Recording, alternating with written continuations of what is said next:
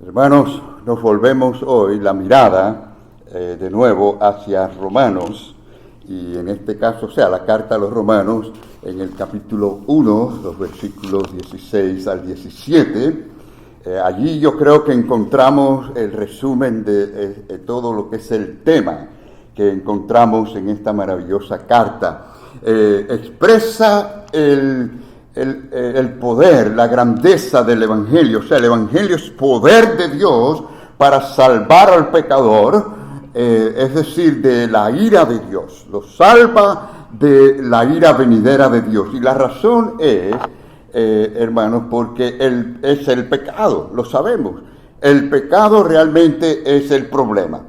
Y lo que quiere decir es que no hay ser humano nacido de mujer que pueda decir que delante de Dios es justo. No hay justo ni aún uno. Y ese es el tema, parte del tema. Y este evangelio, es decir, llamado las Buenas Nuevas, tiene como base el hecho de que solamente Jesucristo es el que tiene el poder para salvar al hombre de la ira de Dios. Y la razón es muy simple, porque solo Jesucristo murió por nuestros pecados y solo Jesucristo venció la muerte, venció el aguijón del hombre llamado la muerte. Ahora bien, hermanos, después de haber descrito la grandeza del Evangelio, en este tema, pues continúa el apóstol Pablo, es decir, se adentra en una descripción del pecado humano y de la ira de Dios. Estas dos cosas son extremadamente importantes que entendamos. Es decir, si miramos el capítulo 1, allí él habla de la condición humana de los gentiles, es decir, del mundo gentil que está apartado, alejado de la gracia de Dios. En el capítulo 2 trata más o menos directamente con el mismo pueblo de Israel, y en el capítulo 3 pues establece realmente la conclusión, y la conclusión que él pone en el capítulo 3 versículos 9 y 10 es simplemente esta: ¿qué pues? ¿Somos nosotros, o sea, refiriéndose a los judíos, mejores que ellos, los gentiles? En ninguna manera, pues ya hemos acusado a judíos y a gentiles que todos están bajo el pecado. Como está escrito, dice la palabra del Señor, no hay justo ni aun uno. ¿Hay algún justo acá en la iglesia que pueda decir soy justo por mi propia justicia? Bueno, un pastor hizo esa pregunta una vez y se paró uno y dice, Justo Pérez, para servirle. Pero bueno, ese es el nombre, ¿no? El apellido, pero eso no. La verdad es que no hay nadie que sea justo delante de Dios. Dios nos revela a través de las escrituras, escritura tras escrituras, y aquí en Romanos capítulo 3, hermanos, vemos que apoya este punto de que existe un pecado, existe una culpa, existe una rebelión realmente de carácter universal, es decir, abarca todo corazón humano. Él pone punto final, como resumen, vamos a decir, en el versículo 19, donde dice, pero sabemos que todo lo que la ley dice, es decir, la ley es la palabra de Dios en el Antiguo Testamento, lo dice a los que están bajo ¿qué? La ley, los judíos. Ahora, ¿para qué Dios le da la ley a los judíos? ¿Cuál es el propósito de todo esto? Dice, para que toda boca, es decir, de todas las naciones, todo ser humano sobre la faz de la tierra, se cierre y todo el mundo quede bajo ¿qué? El juicio de Dios. Es decir, los judíos con toda la ventaja que tenían de todas las revelaciones y revelación de Dios, la revelación divina de Dios, no habían podido ser considerados justos delante de Dios porque no han podido cumplir la ley de Dios. O sea, han sido hallados pecadores, han sido hallados culpables, versículo 9. ¿Cuánto menos capacitados está el resto del mundo, los gentiles, para abrir su boca y decir delante de Dios, somos justos, soy bueno, merezco el cielo? Señores, el punto es este: el puro evangelio le hace ver al hombre ¿Cómo le hace ver al hombre el evangelio, verdadero evangelio? ¿No? Le hace ver cuán crítica, cuán terrible es su condición y cuánto necesita de la gracia divina de Dios. La Biblia aquí lo que nos dice que todo el mundo está silenciado en su culpa. Es decir, no podemos abrir nuestra boca para justificarnos por las obras de la ley. Más bien la ley de Dios nos hace ver cuán impuros somos, cuántos problemas tenemos internamente, porque por medio de la ley es el conocimiento, dice la Biblia, del mismo pecado. Es decir, la ley, lo más bien que podamos hacer nosotros en cuanto a la ley es algún cumplimiento exteriormente, en cuanto a nuestras acciones o algunas obras. Pero ¿saben qué? Nos dice la palabra aquí que internamente no podemos cumplir la ley de Dios. Y saben, en el Sermón del Monte, Jesucristo, eso fue ya prácticamente al principio de su ministerio, Cristo le quitó el falso filtro de protección a estos judíos religiosos de sus días, que se veían perfectos por conductas externas. Y miren lo que Cristo les dijo a estas personas. Miren, oísteis que fue dicho, no cometerás adulterio, pero yo os digo, ¿quién dice? El Señor Jesucristo dice, que cualquiera que mira a una mujer para codiciarla, ya adulteró con ella en su corazón. Claro, el Señor solo puso este ejemplo, eso no quiere decir que es el único pecado interno, no. Lo que quiere decir es que el problema del pecado es un problema interno, del pensamiento, del deseo del corazón. Dios no comienza a mirarlo a usted por las obras exteriores, Dios mira primero el corazón, los deseos, el pensamiento. Y lo que está diciendo el apóstol aquí es que ni la ley de los judíos, ni mucho menos la idolatría de todos los del pueblo pagano, podía hacer que alguien sea considerado justo delante de Dios. Y en Romanos 3:21 Pablo regresa al tema del capítulo 1, versículo 17, y él dice, pero ahora, aparte de la ley, aquí vamos, se ha manifestado ¿qué? La justicia de Dios. Vamos a ir poco a poco profundizando ahí en eso. Pero vean cuán similar es esto a lo que dijo en Romanos 1:17. Miren, dice, en el Evangelio, la justicia de Dios se revela. Dice por fe y para fe. Es decir, que esa justicia de Dios actúa por la fe espiritual que Dios pone en su gracia y para que crezcamos en fe. Ahora, y de aquí en adelante, hermanos, el apóstol está desarrollando la grandeza del Evangelio como el regalo más precioso, la gracia que es la justicia de Dios por medio de Jesucristo. ¿Cuánto apreciamos verdaderamente ese Evangelio de Jesucristo? ¿Cuántos cristianos ya convertidos verdaderamente lo están disfrutando y están apreciando el Evangelio de Jesucristo? En primer lugar, en esta mañana, amigos, hermanos, ¿por qué predicamos sobre el pecado? Es que no podemos hablar acerca de la ira de Dios, no podemos hablar acerca del juicio de Dios, no podemos hablar acerca del infierno, si no hablamos acerca del pecado.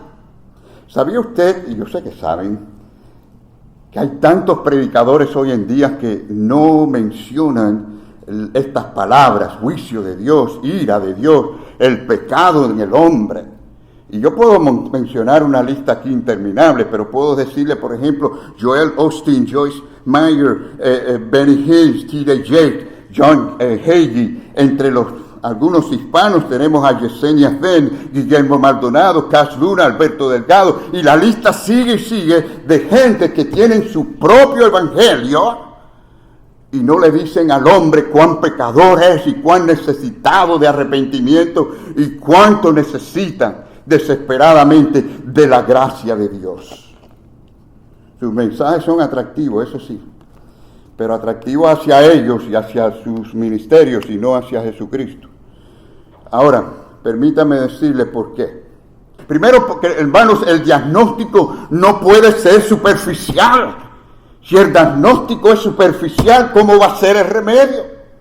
Será un remedio superficial, falso. Si usted quiere encontrar la cura o el remedio, digamos, de alguna enfermedad, usted tiene que tener primero un buen diagnóstico, estar seguro qué es lo que está mal y luego poder conseguir una solución permanente. ¿No es así? Hermanos, muchos hoy han suavizan, esconden la realidad en la que se encuentran los que están sin Cristo. Y no les dicen la verdad, es decir, prefieren hacerles llamamientos positivos. Y créanme que muchas cosas suenan bonitas y suenan bíblicas, pero realmente son peligrosas y el diablo las usa. Muchos de estos predicadores lo único que le dicen a la gente, todo lo que usted tiene que hacer es recibir a Cristo. Suena bonito eso, ¿verdad? Primero que nada, quiero que sepan que esos no son términos bíblicos. Nunca van a encontrar a los apóstoles, a nadie, diciéndole ese tipo de llamamiento a la gente. El llamamiento es a que vengan en arrepentimiento, porque es Cristo quien los recibe a ellos. Son ellos los que tienen que venir a Jesucristo viéndose tan necesitados como el mendigo que toca la puerta de un rey y suplica y pide misericordia.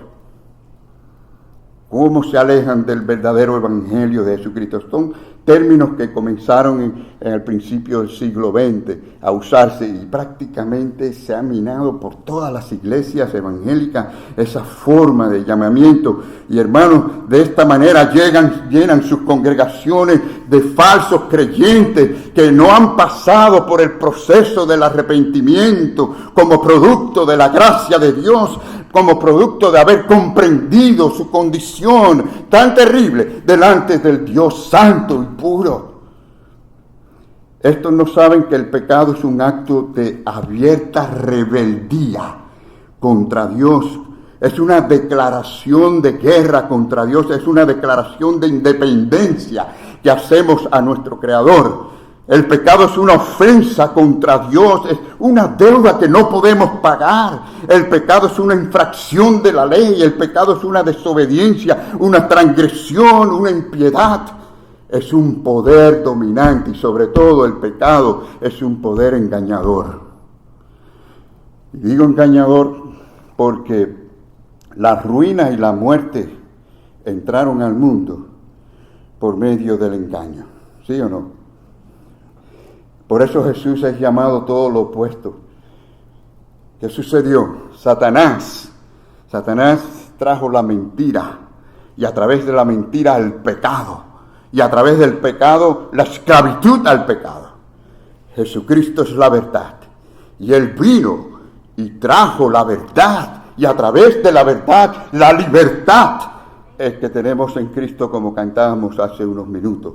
Así que hermanos, una vez que se entiende el problema que tenemos, es que se puede desear, se puede buscar la solución apropiada. Y la segunda razón, entender el pecado y la ira de Dios, hermanos, le hará al pecador, escuche bien, le hará al pecador valorar su condición y su necesidad. No podemos esconderle de esa realidad. Es más, el mismo creyente, nosotros los que estamos en Cristo, somos más sabios para lidiar con el pecado, con esa lucha diaria que tenemos con el pecado, si entendemos mejor la condición, la naturaleza del pecado y lo que significa realmente para Dios y para nosotros. Y además, la naturaleza misma de Dios, debemos conocerla. Conocemos nuestra naturaleza, conocemos la naturaleza de Dios.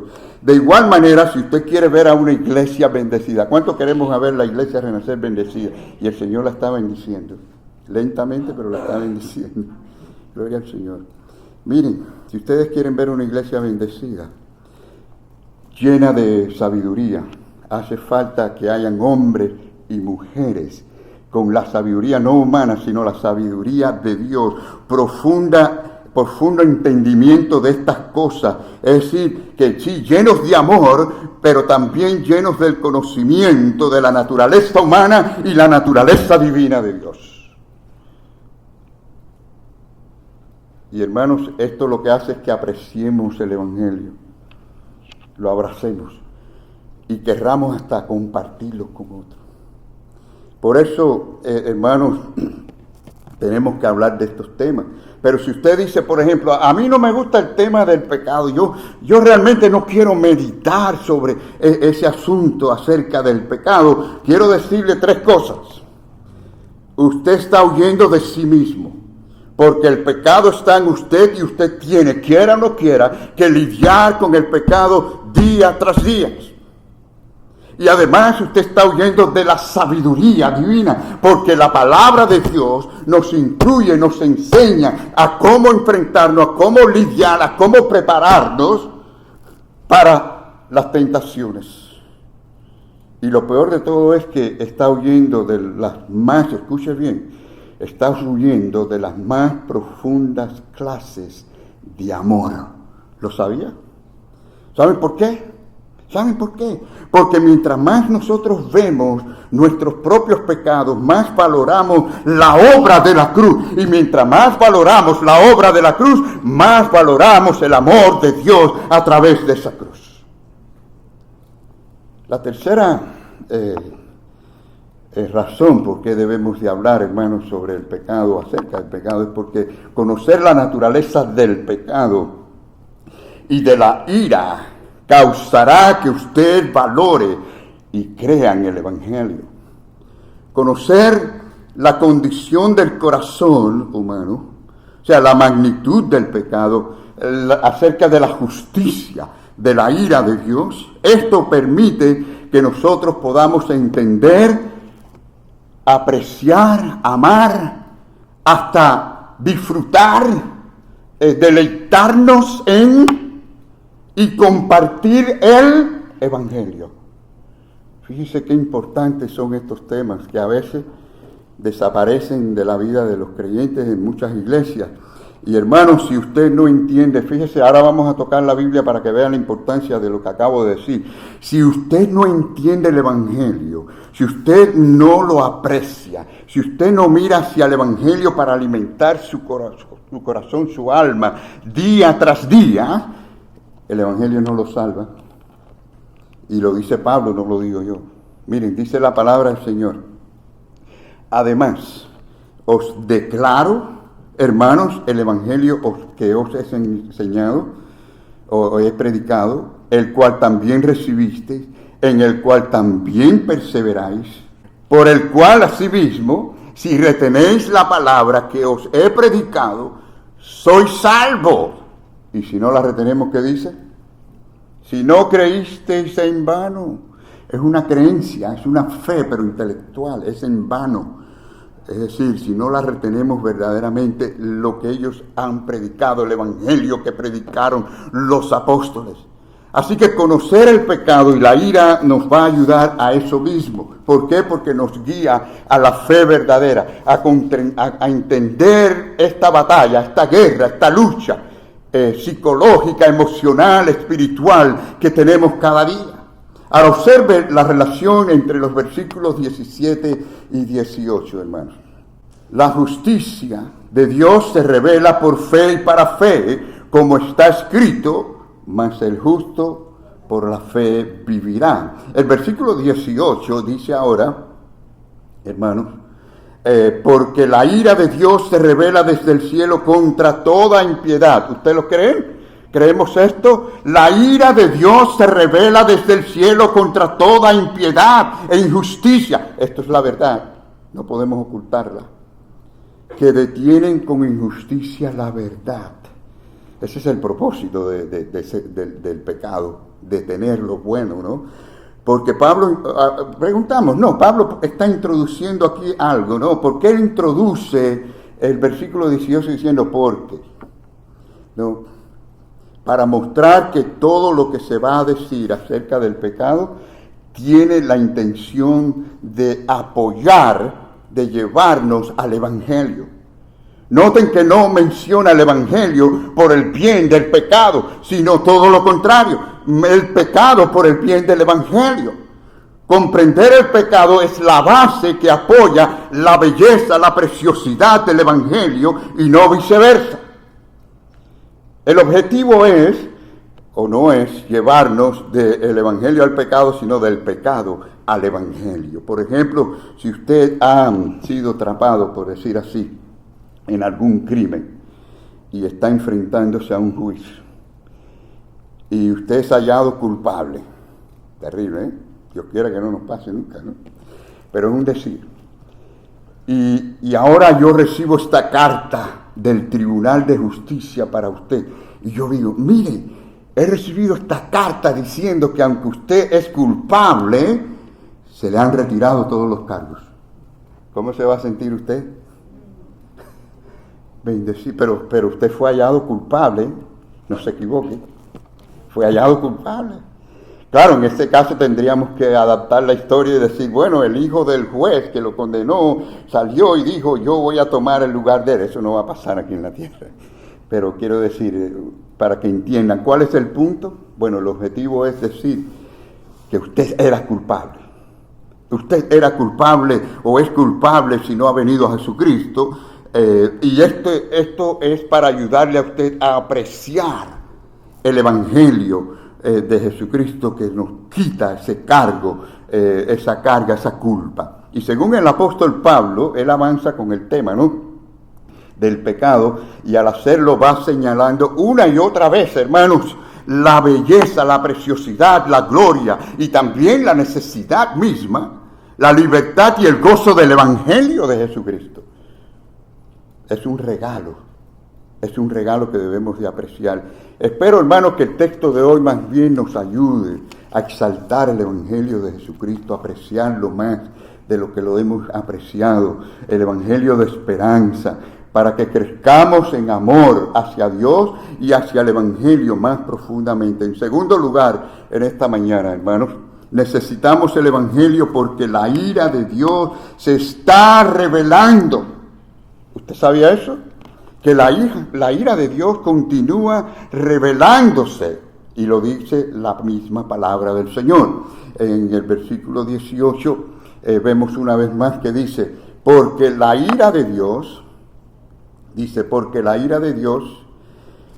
se revela desde el cielo contra toda impiedad e injusticia de los hombres que detienen con injusticia la verdad.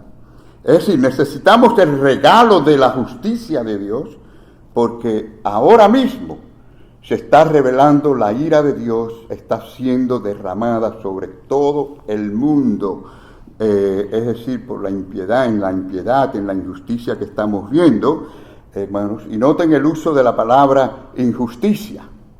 Si ustedes ven allí, pues cómo la usa, ¿verdad? Pero la ira de Dios está siendo derramada sobre nosotros, hermanos, sobre el hombre que se resiste a la verdad de Dios debido a la injusticia. Ahora, la pregunta es, ¿hay alguna esperanza? ¿Hay alguna esperanza si la ira de Dios todavía se está revelando? Y vamos a hablar de algunas maneras en que se está revelando la ira de Dios. Hermanos, claro que sí. El Evangelio es la esperanza. El Evangelio es poder de Dios para salvar al más vil pecador por medio de la fe. Ahora, quiero darles tres maneras en que se está revelando la ira de Dios. Ahora sí, preguntamos cómo se está revelando la ira de Dios, ¿no? La Biblia dice que se está revelando. ¿Cómo se está revelando, no? Bueno, nosotros sabemos, hermanos, que habrá un derramamiento de la ira final, la ira de Dios al final de los tiempos. Eso lo sabemos, ¿no? El juicio final. Todos lo sabemos. Pero yo me refiero aquí a lo que la palabra nos está diciendo en cuanto a lo actual, día tras día. ¿Cómo? Yo quiero decirle al menos tres maneras en que esto está ocurriendo, hermanos. Primero, la muerte humana universal está revelando precisamente la ira de Dios. Cada vez que un ser humano muere, esto es un testimonio, esto está hablando de que Dios está airado contra el pecado. Hermanos, todos vivimos en un mundo de muerte, ¿sí o no? Miramos alrededor, muerte por todos lados, pone las noticias, no importa si es por el teléfono, por la televisión, por cualquier medio, hay muertes por todos lados, hay guerras, Allá están muriendo gente en Israel, están muriendo gente en Rusia y Ucrania, y todas estas guerras traen muerte de todos lados. Hay guerras en el mundo hay muerte por las guerras, hay muerte por huracanes, hay muerte en el mundo por terremotos, por accidentes, por enfermedades y otras que la gente misma se buscan, ¿no?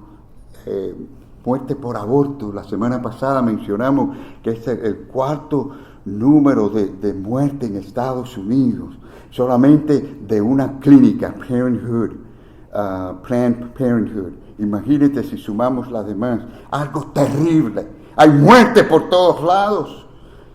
Y claro, podemos mencionar en los mejores casos la ancianidad, ¿no? Que mueren ya de ancianos, pero aún así, hermanos, ¿qué estamos diciendo? Que la muerte nos toca a todos de alguna manera. Desde Romanos capítulo 5 vemos que la muerte humana universal es una revelación, es una manifestación, es un testimonio de la ira de Dios contra el pecado. Es decir, la muerte es un recordatorio de lo que es la impiedad y la injusticia de la raza humana. En el medio de Romanos 5:15 dice la palabra del Señor: por la transgresión de aquel uno. ¿Quién es ese? Adán, ¿no? Murieron los muchos, vino la muerte al mundo, ¿no? Y en el medio del versículo 16 vemos que dice: porque ciertamente el juicio vino, el versículo 16 dice, vino a causa de un solo pecado para condenación. Ustedes ven las dos palabras allí, ¿no? Juicio y condenación. ¿La ven ahí? No. Es decir, que la muerte es vista como juicio y como condenación, como una expresión de la ira de Dios. Ahora, después del versículo 18, vemos que dice, por la transgresión de uno vino la condenación a todos los hombres. Así que la primera respuesta que hemos dado es que la ira de Dios está siendo revelada contra el pecado humano en la muerte humana universal. Y la segunda es la futilidad y miseria universal. Estas son también evidencias de la ira de Dios. Entonces, hermanos, Romanos 8, vamos de nuevo allí a Romanos 8, 18 al 19, dice la palabra del Señor: pues tengo por cierto que las aflicciones del tiempo presente, claro, no son comparables con esa gloria venidera que vamos a tener, gloria a Dios, pero habla de aflicciones en este mundo, porque el anhelo, dice el próximo versículo, el 19, porque el anhelo ardiente de la creación es guardar la manifestación de los hijos de Dios. Es decir, que el sufrimiento del que él está hablando aquí, las aflicciones, son inevitables. ¿Podemos evitarlo? Son inevitables. Los sufrimientos, las ansiedades, todos los problemas, ¿verdad? No lo podemos evitar en el mundo. Miren, por decir un ejemplo, quizás para algunos digan, pastor, un poco extremo, pero bueno, vamos a suponer que usted o alguna persona planee toda su vida su retiro, hace sus ahorros y se prepara para el retiro. Eso es importante que lo hagamos, es decir, muchas personas no se planifican y luego cuando viene el retiro están en grandes necesidades. Pero bueno, lo que quiero decir es que aún así, una persona puede prepararse para esto y un mes antes del retiro, un derrame de celebrar y lo echó a perder todo. Recuerdo allá por donde yo vivo, en la zona de Pembroke Pines, un policía que le faltaba un mes para retirarse, iba en su motocicleta por Pines Boulevard, y Pines Boulevard tiene, por eso se llama así, ¿no? Porque tiene los pinos altos en el medio entre las dos vías, y una de esas palmas gigantescas le cayó encima mientras él iba con la moto. Y eso le hizo perder el control y el hombre se mata, se muere. Un mes antes del retiro. Hermano, lo que estoy diciendo con esto, que esa es la clase de mundo en que vivimos. No es nada extraño, es decir, este es el mundo en que nosotros estamos, que vivimos. Un campesino puede laborar durante la primavera para plantar sus cultivos, con gran esperanza, por supuesto, y justo cuando los granos están ya a punto de brotar, viene un exceso de lluvia, una gran inundación, y se fue todo el fruto que podía haber recibido. Hermanos, es parte de vivir en este mundo. Entonces, en el versículo 21, dando un pequeño brinco ahí, le llama esclavitud de corrupción a esto, ¿no? Ahora, quiero que miremos de nuevo al versículo 20. Vemos que dice que la creación fue sujeta, ¿a qué, hermanos? A vanidad, fíjese. Mira bien, fue sujeta a vanidad. ¿Por quién? Dice, no por su propia voluntad, sino por causa del que la sujetó en esperanza. Esto quiere decir, hermanos, que Dios sujetó la creación a vanidad.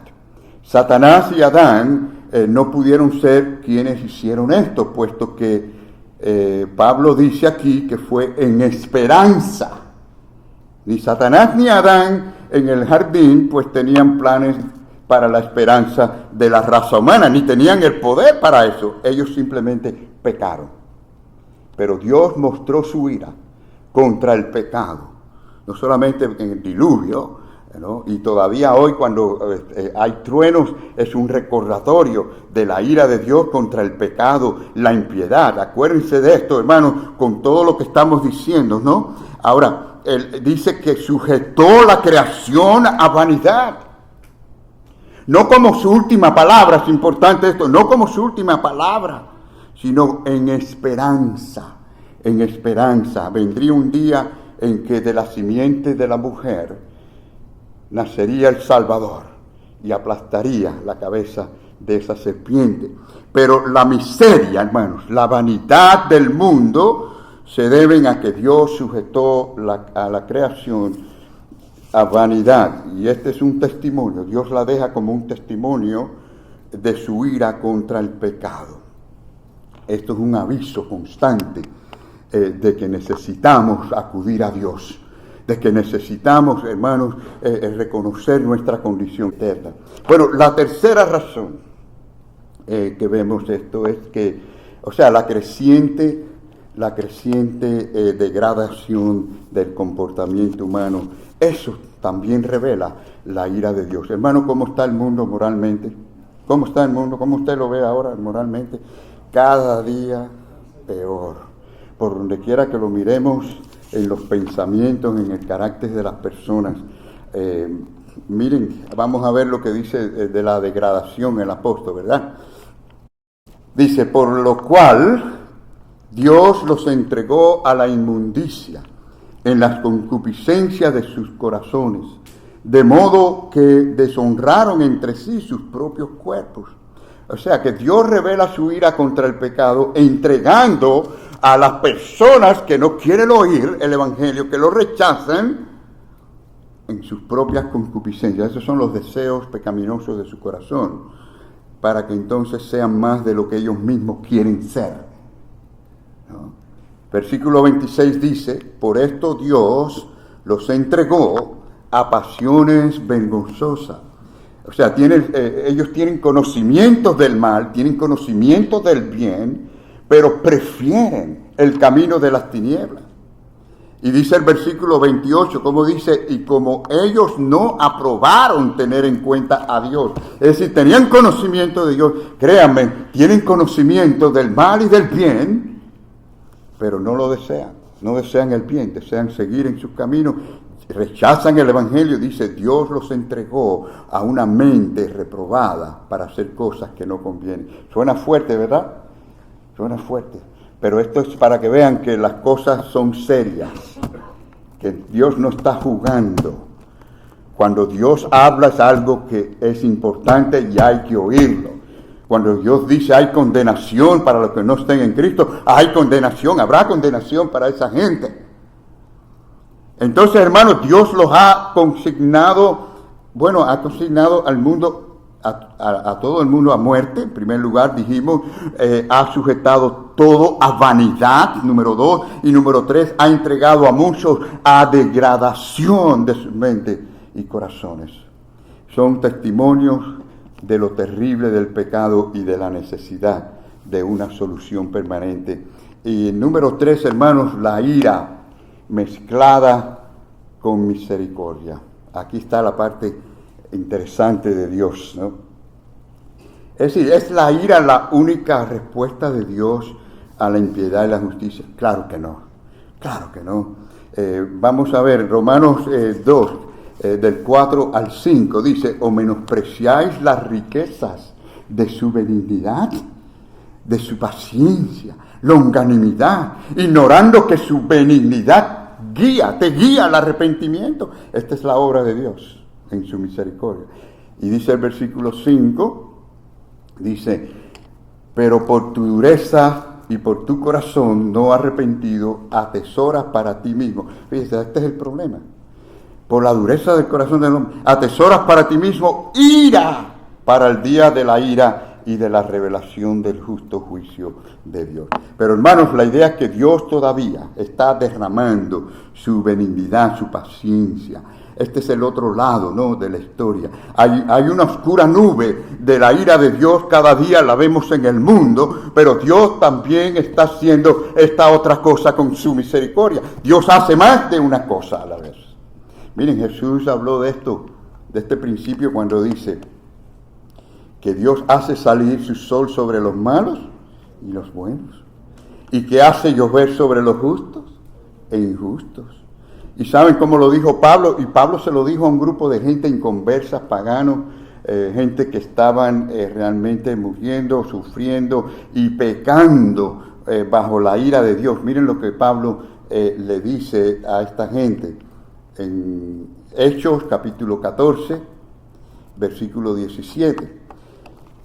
Él les dice que Dios no se dejó a sí mismo sin testimonio. Dios deja testimonio. Miren qué testimonio deja Dios al inconverso. Le dice, haciendo bien, dando lluvias del cielo y también tiempos fructíferos, llenando de sustento y de alegría nuestros corazones. ¿Se dan cuenta que Dios bendice también a aquellos? Pero lo hace, miren, Dios le da a los inconversos, les da esta parte de Él, o sea, les advierte con su ira, pero también trata de atraerlo con su benignidad. ¿Y qué hace el hombre? Sigue por su camino, ¿no? Dios habla ambos lenguajes. En la Biblia vemos los dos lenguajes de Dios, la severidad, pero también la ternura.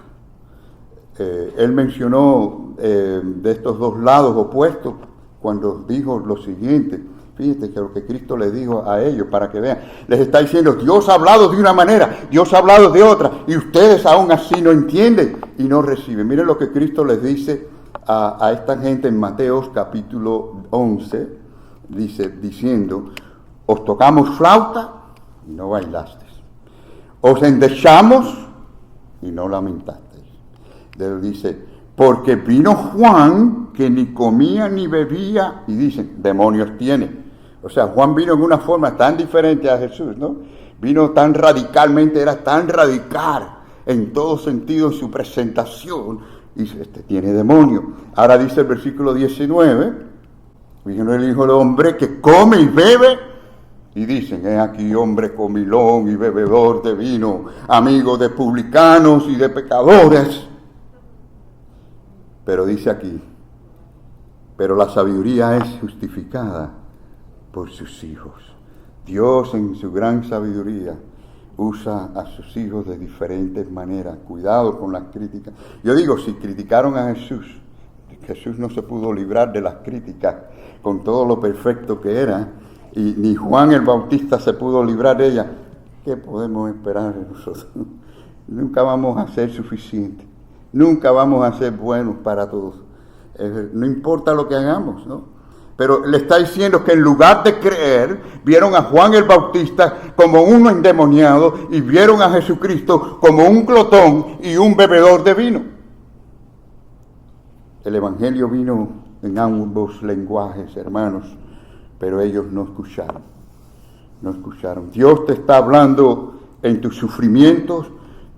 A los incrédulos le habla en sus sufrimientos y también les advierte a través de ellos, pero también les atrae por medio de los deleites de la vida. En cuarto lugar, mis queridos hermanos, quiero decirte que la muerte, el sufrimiento y el pecado en la vida de un creyente. Ahora cambia la cosa completamente. Ya hablamos de cómo es hacia los inconversos, pero para nosotros los creyentes, ¿saben lo que dice la palabra del Señor? En Romanos capítulo 8, versículo 1, miren lo que dice, hermanos. Dice, ahora pues, ninguna condenación hay para los que están en Cristo Jesús. ¿Cuántos dicen amén ahí? No hay condenación para los que están en Cristo Jesús. Y dice Primera de Tesalonicenses, también dice el capítulo 5, dice, no nos ha puesto Dios, ¿para qué? Para ira. ¡Qué bueno, hermanos! ¡Aleluya! Gloria al Señor. No estamos para la ira de Dios. Entonces, ¿qué son para el creyente? La muerte, los sufrimientos, el pecado. ¿Esto es la ira de Dios contra nosotros? Claro que no. Para el cristiano, hermanos, la muerte, el sufrimiento y el pecado no son la ira, la condenación, el castigo de nuestro Padre Celestial. Cada una de esas calamidades que podemos mencionar fueron alteradas por uno que fue a la cruz del Calvario y derramó su sangre preciosa por nosotros y tomó nuestro lugar. Amén. Y quiero para terminar rapiditamente decir los mismos puntos que tocamos, pero para el creyente en vez de para el inconverso. La muerte es la vida de entrada al paraíso. Saben que solamente el cristiano puede mirar a la muerte y decirle, ¿dónde está tu acusación? Miren lo que dice la palabra del Señor, que podemos decir, ¿dónde está, oh muerte, tu aguijón? ¿Dónde, oh sepulcro, tu victoria? Y luego dice el versículo 56, dice, ya que el aguijón, el próximo versículo dice, ya que el aguijón de la muerte es el pecado y el poder del pecado la ley, finalmente dice, mas gracias sean dadas, versículo 57, a Dios, damos gracias al Señor, que nos da la victoria por medio de nuestro Señor Jesucristo. ¿Cuántos dicen amén ahí? Para los creyentes, la muerte no es la ira de Dios. Es el último grito de un enemigo derrotado que involuntariamente abre las puertas al reino celestial. Hermanos, en segundo lugar, el sufrimiento son senderos a la santidad. ¿Sabía usted esto? Dios usa las pruebas en la vida del creyente para refinarnos, para levantarnos, para fortalecernos, para transformar nuestra vida y seamos más semejantes a nuestro Señor Jesucristo. Por eso dice Romanos 8, 28, todas las cosas les ayudan a bien. Esto es a los hijos de Dios, a los hijos de Dios. El castigo en las aflicciones se transforman en purificación, nos refinan, nos dan significado a la vida. Hermanos, todos los aparentes caos, problemas, hermanos, son para una buena obra de Dios. Y finalmente, el poder del pecado es reemplazado por el amor de la justicia. Dios no nos entrega a una mente depravada, como hace con el mundo cuando rechazan el Evangelio y siguen en sus caprichos. Dios nos da el Espíritu Santo para que podamos vivir de acuerdo a sus propósitos, su voluntad. Es decir, tenemos esa ayuda del Señor para todo lo que nosotros necesitamos y por medio del Espíritu Santo todos los frutos para que podamos disfrutar la vida cristiana. Hermanos, el mensaje al mundo es: huyan de la ira de Dios y refúgiense en el precioso Evangelio de nuestro Señor Jesucristo. Amén.